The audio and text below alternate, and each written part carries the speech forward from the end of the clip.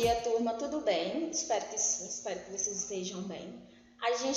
Nós vamos dar início agora à nossa aula de História, que está no módulo 1, tá? Vocês vão pegar o módulo 1 e abrir a página, na página 287. Na aula passada, nós aprendemos a respeito como que se deu o início da colonização. Quais foram os povos responsáveis, o que aconteceu com o povo, quem foi o povo responsável pelo início da colonização do nosso país. Nós bem sabemos que foram os portugueses.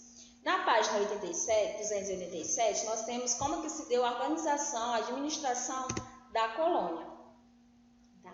Então, fala assim, que a partir de 1530, a coroa portuguesa resolveu ocupar de forma organizada o território brasileiro para evitar possíveis invasões. Essas invasões se tratavam de outros povos que poderiam vir para cá e querer se fazer valer do nosso país, porque eles já queriam deixar bem claro que quem estava aqui dominando eram eles, os próprios portugueses, né? Já se sentiam os donos, os nossos donos da nossa terra, tá? E aí, a coroa portuguesa resolveu, de forma organizada, ocupar o nosso território. Tá? Dando início ao processo da colonização, a partir de então, deu início ao processo de colonização. Tá? Ou seja, deu início ao povoamento e desenvolvimento das atividades produtivas do nosso território. Certo? Essas atividades elas se deram a partir dessa organização essa organização feita pelos portugueses. Tá? Em 1532, então já 2 anos depois que eles começaram a fazer essa organização, em 1532, uma expedição liderada pelo português Martim Afonso de Souza fundou a primeira vila no Brasil, chamada Vila São Vicente. Tá? E a partir daí, dessa organização, toda essa ocasião, se deu uma questão muito importante. Como o Brasil é um território muito grande, o que eles pensaram? Eles decidiram fazer a questão que entra as capitanias hereditárias, tá? Se deu a utilização das capitanias hereditárias. Ainda na página 287, tá? Como que se deu? Para administrar a colônia, em 1534, a coroa portuguesa dividiu o território brasileiro em 15 lotes conhecidos como capitanias hereditárias, certo? Como vocês podem observar aí na página 287. Ele está, digamos, cortado ao meio, e aí cada uma desse território estava destinado, algum desses lotes estavam destinados aos donatários.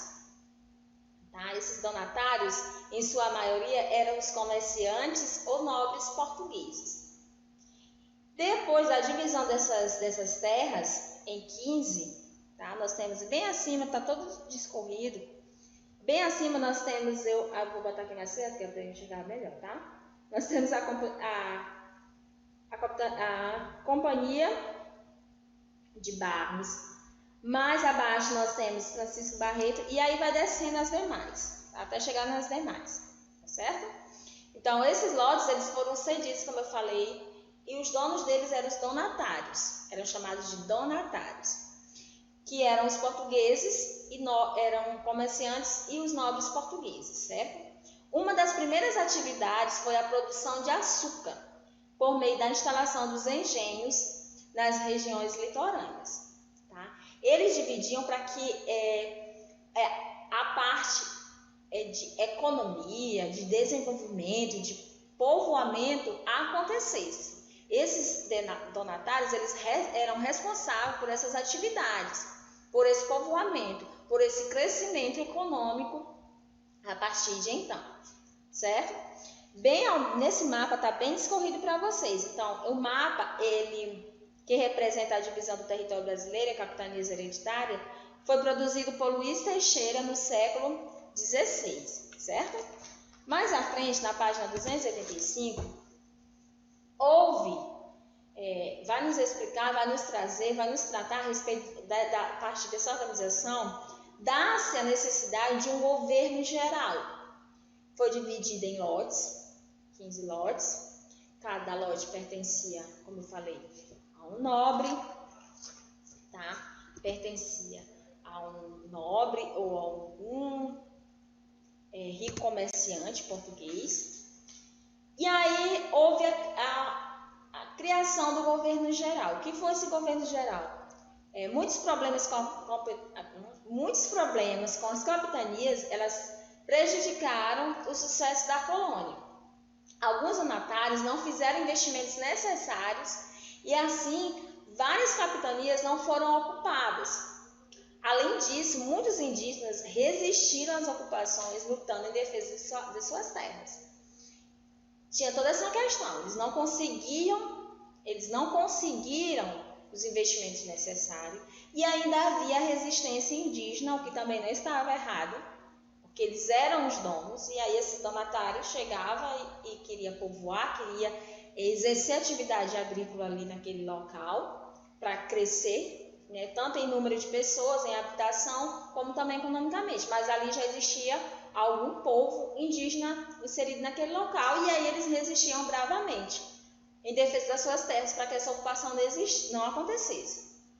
Então, a partir dessas questões, em 1549, Portugal implantou uma administração centralizada para governar o Brasil, que eles chamavam de governo central, ou melhor, governo geral, tá? Isso a partir de 1549. A partir do governo geral, essa administração ela se tornou mais centralizada, tá? Mas na página 278 nós temos Salvador, a primeira capital, tá? A primeira capital do nosso país, tá certo? O governo geral foi instalado aí, em Salvador, tá? A sede do governo geral foi instalada na cidade de Salvador, fundada em 29 de março de 1549, na Bahia, certo? Tomé de Souza, o primeiro governador geral, foi encarregado de organizar a construção da cidade. Ele era responsável. Ele foi o primeiro governador geral, tá? Ele era o responsável por tudo isso. Lembrando que Tomé de Souza era subordinado à corte portuguesa, tá? Ele devia satisfações, ele não podia fazer nada, tudo que ele fazia estava ligado à coroa portuguesa, diretamente ligada à coroa portuguesa. Ao perceber que o terreno era irregular na região, lá na área de Salvador, ele decidiu que os prédios mais importantes deveriam ficar na parte mais alta da cidade, onde teria a maior proteção militar, enquanto as moradias e o comércio ficariam na parte baixa. Aí tem essa representação de 1671, nessa gravura da cidade de Salvador. Observe como ele dividiu. Para quem já foi em Salvador e quem não foi, conhece essa parte, né? Existe a cidade alta e a cidade baixa. Na época, Tomé, como foi lido aqui, Tomé de Souza, ele criou esse distanciamento para ficar mais organizado. Então, na parte de cima, na parte alta da cidade, ficariam os prédios mais importantes, né? Porque lá tem proteção militar, onde teria mais proteção militar. Enquanto as moradias, os comércios ficavam na parte baixa, certo?